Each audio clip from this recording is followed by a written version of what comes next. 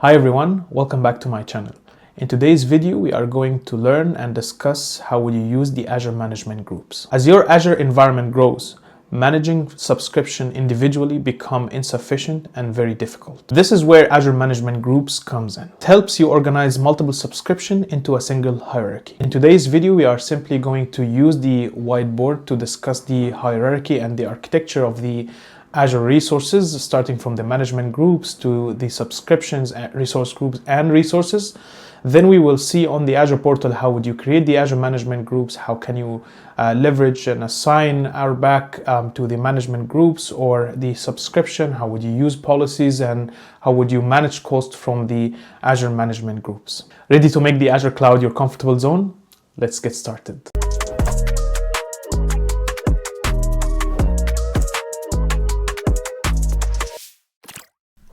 All right, let's discuss the Azure Management Groups. I want you to really focus on this video because it's going to unlock a lot of things for you. A lot of customers struggle with the Azure Management Groups and they don't understand the purpose around it.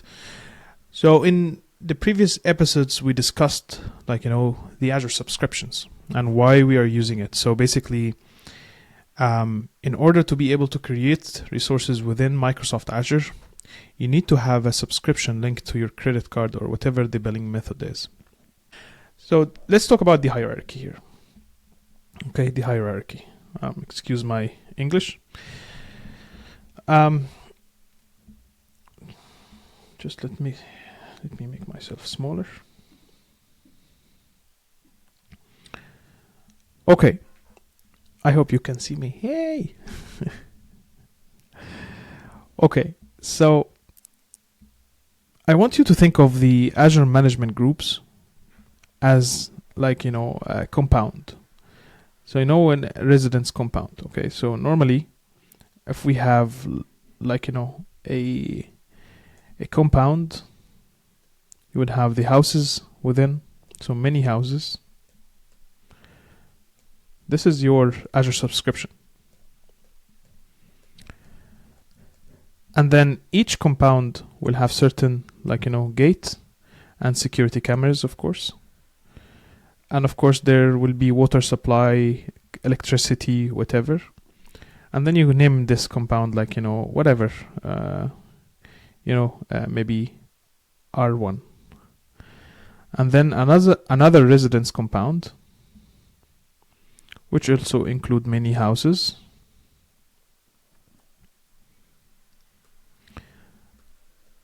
With the same, security gate and so on. This is within that. So within that houses, there are rooms. Okay, so every room we call it resource groups. Okay, RGs.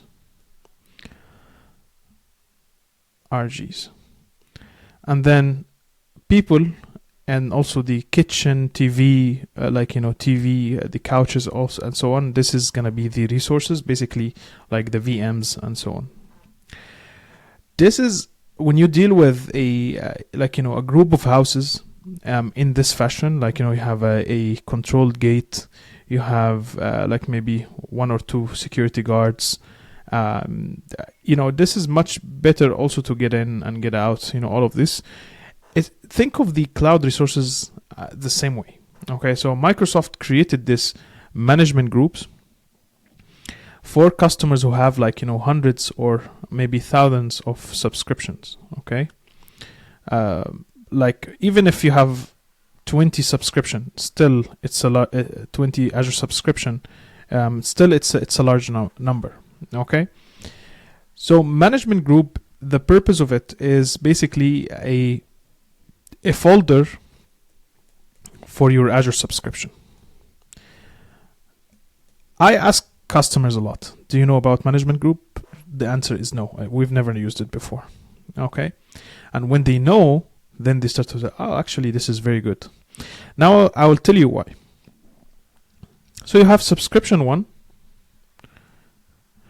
and you have subscription 2. And let's say you have subscription 3. So I have two users. Let's say it's you, which is the administrator. You're going to have owner permission. And here I have my manager, which will have maybe reader role to just check the billing, whatever. To be able to assign that person as an owner, I have to repeat this 3 times from the role-based access control if there is no management group. RBAC. And if I want to check the cost, how much maybe my production subscription is costing me, how much is the dev test is costing me, how much maybe the customer or HR, whatever, maybe you are providing services to your customer, is costing me. So I have to, again, assign reader role 3 times. And then I have to check each subscription manually, move from one by one, so which makes it very hard. Another thing is maybe policy. Okay, so if I want to say, hey, maybe all my stuff and things are within the UK region or maybe West Europe, I want to block my developers to be able to create resources outside of this region, maybe UAE or maybe the US, whatever. Any other region is blocked except these 2. So I would use the Azure policy. Imagine I could assign this policy. I have to assign, if there is no management group, basically I have to assign it 3 times on these guys, either from the portal or even use a command line, to assign the policy. So I have to assign it 3 times. This is very difficult, all right? And I'm not talking about 1 user or 2 users. I'm talking about maybe you could have thousands of users. I have a lot of policies in there. You have more than 1,000 subscription, and then it's very complicated to manage this way. And a lot of customers just get lazy to organize their resources, but then later on when things grow up so massively, then it's pain. And then we discuss the architecture refinements and hierarchy and so on, and then they have to do that when everything is very large. So when you understand this concept from the beginning, you will be able to implement the best practice, and then you have easy life for yourself, for your managers, for administrators, for developers, whatever, for everyone. Now let's talk about every and each one. Management groups, or MGs, what we call about it. You can create up to 10,000 10,000 management group, and it's free service per tenant, per Azure AD tenant or Entra ID tenant.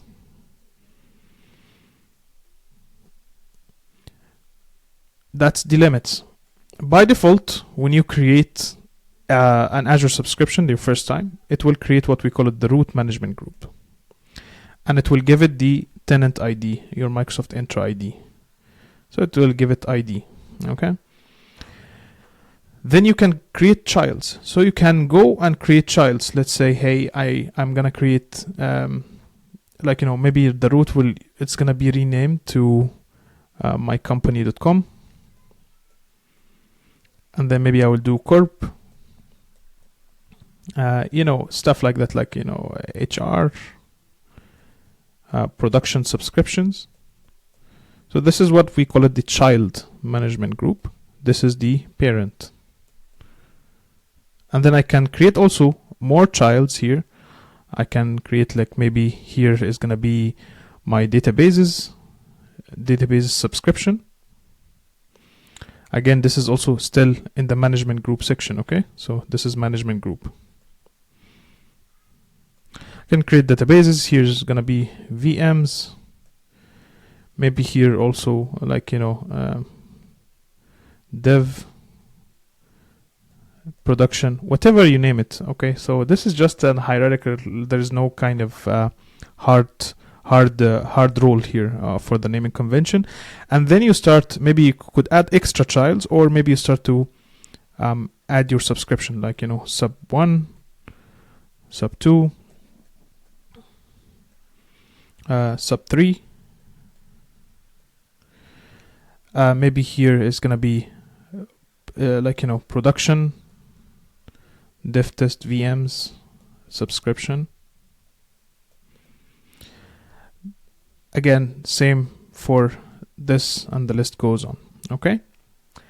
Now I can assign here a role-based access control, RBAC. So I can now assign, let's say, Michael, which is my administrator. I'm gonna give him an owner permission because I know he's gonna help me to create all resources, create new subscriptions, and so on. So instead of I assign Michael on each and every subscription here, I just can do that from the root management groups, and then all of the management groups will inherit this role-based access control, including the subscription and including also the resource groups and resources underneath. So subscriptions here, what we discussed in the previous episode, and what we discussed today is just a billing unit and contain the resource groups, RGs, and then RGs contain, or it's a folder for your Azure resources. Okay, so you will have here, this is where you have your VMs, your networking, you will have the AI foundry, you have machine learning, whatever. So as you can see, when I assign any permission or role-based access control, or maybe the policy that we have discussed in the beginning of the series of the video, then also will inherit all of this, gonna inherit the same policy. Or if I want to do billing management, this is the top use case, I want to check what's happening here, maybe set an alert or whatever, then I can also do it on the management group. I can also sometimes maybe Andrew won't have the same permission as Michael, and maybe also responsible for certain subscription, or maybe the group that is going to administrate this I need just to give them access on this part only. So I will just go to the database subscription here, DBs, database management group, and then I will just give contributor here. Or maybe I just want to view the billing of these subscriptions only. So as you can see, as soon as I give here a contributor, so all of these subscriptions only will have, Andrew will be contributor, but Andrew will not see those other management groups or subscriptions. So now to understand the hierarchy, the biggest one, or the father, is going to be the management group. This is going to be the father. The smaller one is the Azure subscription. Then the smaller is the Azure resource groups.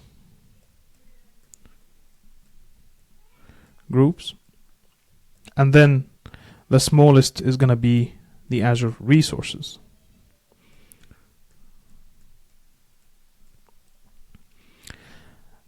Now, as I mentioned, it's an inheritance mode, okay? Inheritance, which means that if I assign any policy,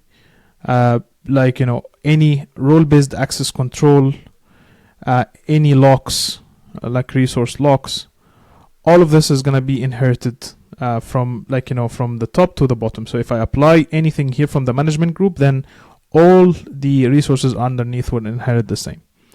And if I do that structure, so if I do it from the bigger one here, then this one will not be visible. But if I do it from the root, then everyone else is going to inherit the same thing. So I just want you to be aware of that structure. But then someone will tell me, okay, hold on, this is what we call it Azure. Then how about Microsoft Entra ID? Entra. Is this an Azure resource? No. So Entra ID is not an Azure Resource Manager resource, okay? So this is a cloud identity. It's actually more than identity, but for now I want you to know that this is where your users and groups live within that identity, and it supports SAML, OAuth, the modern authentication, which allow you to access the like, you know, the larger now, like, you know, the cloud resources, okay? Your cloud resources. So for example, we're talking about Azure Cloud. We're talking about Microsoft 365 products like Teams, Yammer, OneDrive, SharePoint, Exchange Online, and so on. We talk about Dynamics 365. We like, you know, the CRM system, and so on. Maybe even third-party application that you would like to use, like, you know, to integrate with Microsoft Entra ID. It also connects your on-premises, like, you know, domain controllers, like the Active Directory Domain Services, ADDS. So if you have VMs that lives within your on-premises that got the domain controller, then this is us actually using the Kerberos or the legacy protocol, Kerberos authentication, which support applications like Windows, although Windows now support as well modern authentication, print server, file server, and so on. Then I would use my legacy, like, you know, Active Directory Domain Services, and these are users live on premises. If I want to achieve SSO or single sign-on, if I want to use the same, like, you know, Michael at onprem.com, I want to use the same email address instead of creating multiple users, then I can just do Entra ID Connect. This is another server that can connect to the cloud, and then I can synchronize my user up there, or groups, okay? So now I can use the same email address to either log into my on-premises application or even log into the cloud resources such as Azure, M365, Dynamics, and third-party applications. Okay, Entra ID is a global directory, so it exists within all regions. It's by default, when you create new Azure service, it will create a free tier. It's not trial, it's free. But if you would like to use the extra features like conditional access, multi-factor authentication, and so on, you might consider pay per user, like, you know, the P1 or P2 license, which is a monthly fee that you're gonna pay for, like, you know, your users, and then you get extra, like, you know, extra features of Microsoft Entra ID. There's a lot of things. This is like on its own, it's a big topic, so I'm not covering this today, but I just would like to let you know that Entra ID is not an Azure resource. Okay, it's a global directory that exists within the Azure region.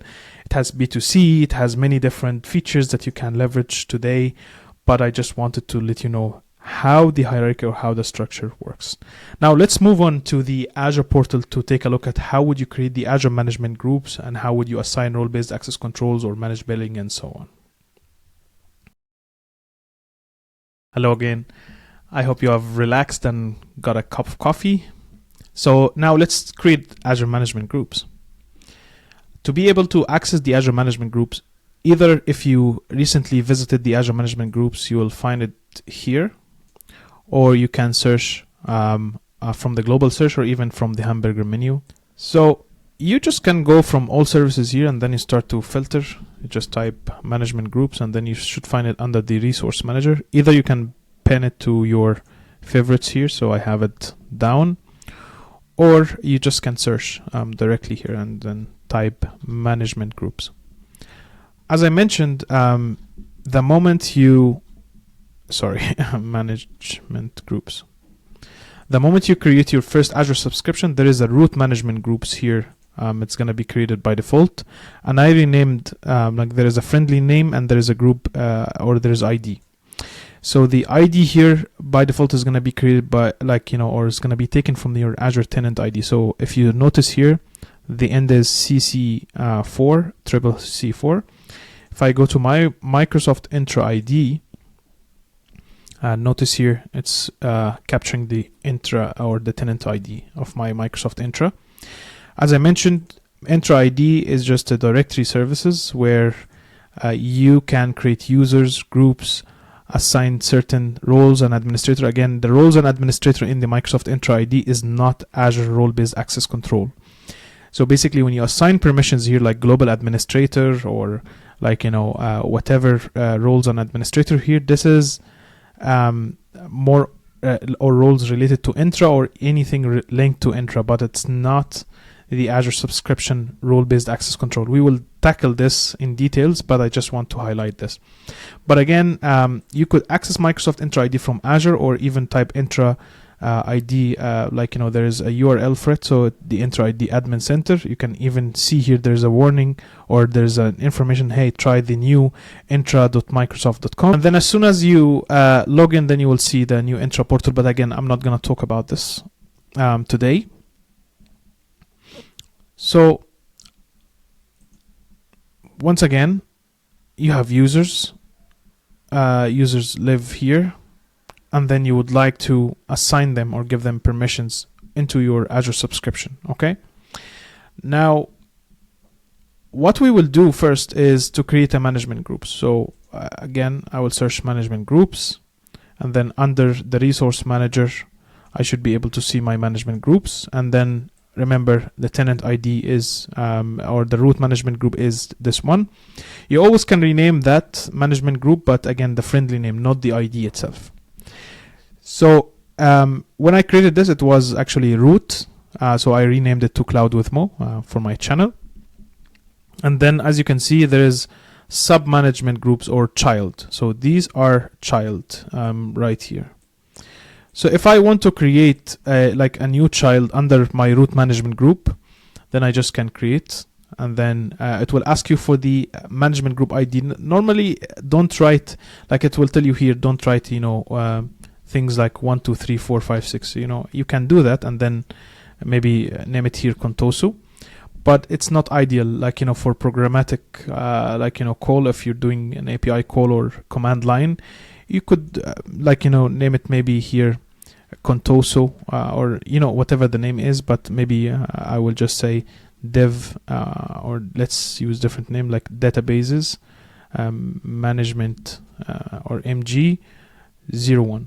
Maybe this is what you would like to name it, and then this is the display name. Notice you cannot change after creation, so it's telling you here you can't change that after you have created, but you can change the display name. So if I click on submit, it will just show me here on the bell icon that it's updating the management groups, and then I should see a new one here. Okay. Okay, it took a few seconds, and then it was succeeded. So as you can see here from the bell icon, and then you can see there is management group 01. This is what we have created. Okay, database SMG01. Again, use small or capital, whatever whatever you like. And then you can create also sub-management group underneath, as I mentioned, from the architecture. So you can add, so as you can see here, hey, create a child management group here, or maybe you can delete it as well. But notice here it's showing me the total Azure subscriptions. So I right now I have only one subscription, and this subscription is under the production-cloud with Mo. So here I can move this subscription. Maybe I can move it under databases. So I can say, hey, move, and then I can select my resource, my management groups. So as you can see, this is just a folder of your Azure subscription. So this is the newly created one that we have just created. So I can just say, hey, save. So now the subscription has moved to this one database that we have just created. And as you can see the ID, you can see the number of subscriptions. Notice here that I can see the number of subscription on the root management group and the child management group that got the Azure subscription. So it's saying total subscription 1, but the rest has no Azure subscriptions. I can delete, let's say, the production here. So I can just delete this one. And if there any child management group underneath, then it will also be deleted. The other thing is I can also create a child and many other childs. So I can just add here and then create a child management group underneath. So that just let me refresh. So I'll just create a child management group here. Maybe dev management group 01. and then the display name is also going to be the same. Again, the same concept. So now this is just the creation, okay? So I can expand all, expand everything underneath, or collapse all as well. So I just can close everything. But notice here you can know the child from, or the father or the main management group from the child ones. So from this arrow. Now if I refresh again, there is a new child management group created within the child management group. So you can see here, this is the child management group from the root one. Okay, I just wanted to show you this to distinguish between the the root and the child ones. Then you can also click here, like again, if you would like to assign any permission or view costs and so on, you can just either go from the root management groups, remember what we have discussed, and then we can see here there is IAM or access control. And access control here, I can give, like, for example, my account here. If I check my access, view my access, I can see here I have got owner permission to this resource. So what does it mean now is that all resources underneath are inherited. Okay, so if I go back under the Azure subscription, and then if I click here, and then I see the role-based access control, I can view my access, and then I should be able to see, hey, you've got an owner permission from the management group. So this is the scope. Okay, so I've actually added myself twice or 3 times, but I just want to show you here that I have got inherited. So this is the word that I'm talking about. You're having owner because you're inherited the owner permissions from the management groups. If I click here, it will take me again to the management group DBSMG01. Okay. So let me also just go back to the management groups. Management groups. Again, I can go from like only assign here owner, contributor, whatever. So I can, let's check another example here. I just can click on access control, and then I can add role assignments. It will take me to the same wizard like any other resource. Maybe I would like to give a reader permission this time. So this is just make me view all resources without modifying anything. So I can just click on next. So here, maybe I'm not going to select users or group. I'm going to select a managed identity. I would like to select maybe an AI service. So I have here my the AI projects. I can select this one and then click on review and create. And then I will have this assigned to or the Azure AI service will have reader permission on all of my management groups and the Azure subscription. Again, if you have DevOps tools, maybe you give it contributor to a specific resource group. I wouldn't advise to do that from the management group level. That's a big risk. But maybe I just can give it here on the the resource group itself, and then give the same, or I will go to the same wizard. Maybe an AI like Foundry would like to access the search service, to use the search service to search maybe storage account or specific database and so on. I also can give the resource groups, and then any AI search underneath will inherit that, whatever the use case is. But I just want to show you how easy it is to give access, manage billing, and so on. The other thing I would like to show you also from the management groups, again, the Azure policy. So the Azure policy can be assigned from the management groups here. So if I click here, I can see policies. Okay, so the Azure policy, and then I can assign a policy right away. So if I click here, I can see the scope is selecting the management groups, like my database management groups 01. And then I can assign policy. Okay, so again, we will talk about, there will be a dedicated series or video about Azure policy, what it is. But notice here I can do that, and then select my policy and then assign whatever policy I would like to talk about. Remember that you can see here there's a lot of types of policies here, the built-in ones from Microsoft, or even you can create your own custom policy. And then the categories here, remember you can select, hey, tags, for example. If I search tags, I can just filter by tags, or maybe configure backup for all resources, whatever the policy it is. So I can just select a specific policy here and then click on add. Or because Microsoft like to do things different ways, so you can go from the Azure policy itself. Okay, so if I go to the policy service here, and then I go from assignments here, I just can click assign policy, and then notice here what's the scope. So if I click here and expand the scope, I can either select my management group, I can select a specific subscription, and then from this subscription I can also specify a specific resource group. Okay, so I can just select hey, I am applying policy to this resource group only, or maybe I am applying policy to this subscription only. Okay, so I can just select the subscription, or maybe I would like to assign it from the management group level as well.